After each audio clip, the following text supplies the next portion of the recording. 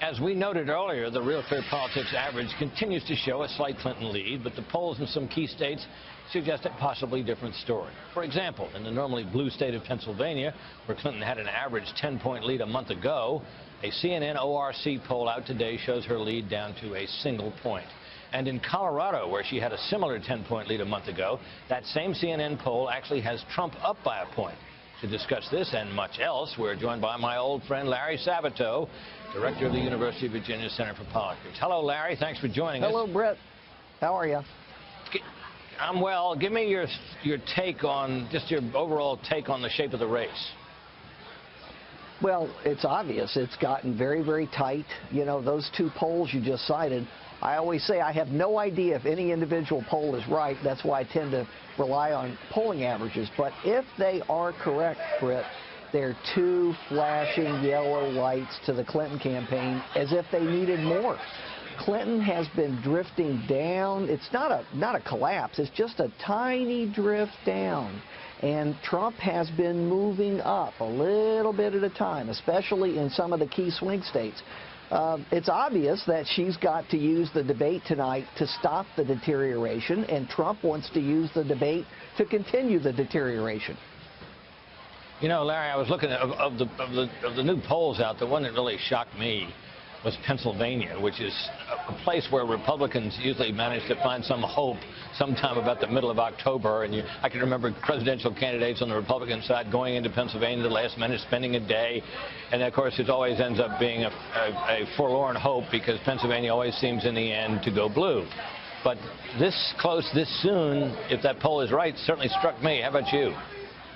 Oh, when I saw it, I was very surprised. The same with Colorado, given the polls we've seen for the last 6 months. Now, look, in Pennsylvania, the polling average is, I think, around 3 percentage points in Clinton's favor. So you have to look at the polling averages. But sometimes a poll is a harbinger of a change that is just happening. So that's why we watch not day by day, but hour by hour. Exactly right. Do you think Colorado, I mean, Colorado's been a back-and-forth kind of state, unlike Pennsylvania. I suspect that poll didn't surprise you as much as Pennsylvania. Am I right? Yeah, no, absolutely. Pennsylvania is much bluer. And Larry, as you look at tonight, what are you looking for? What will you, as you're watching, what will you be watching? What will be the telltale things you're focused on? You know, they sit there, or stand there, I should say, and debate for 90 minutes, and a lot of topics are covered, a lot of substance is covered, but we always get down to what goes on the debate reel that will last for all time, Brett. And you and I have been around a long while. We remember all the debates, and they're tiny little snippets. Sometimes it's a very clever, snappy phrase that lasts and defines the debate.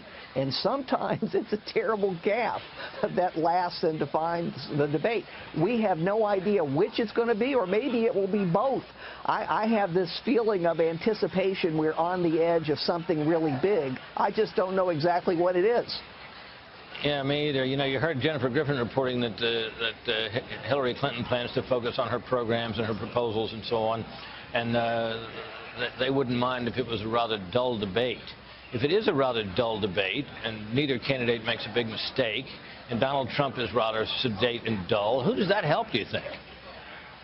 Well, probably neither one. You know, there are two other debates. I have a hard time believing we're going to have 3 90-minute debates and they're going to be sweet to one another for all that time. It's just not going to happen. This is a contest. It's a fight. It's a giant battle for the most powerful office in the world. You know, you're just not going to have that kind of exchange constantly. Larry, as always, thank you very much. And back here at Hofstra University, you bet.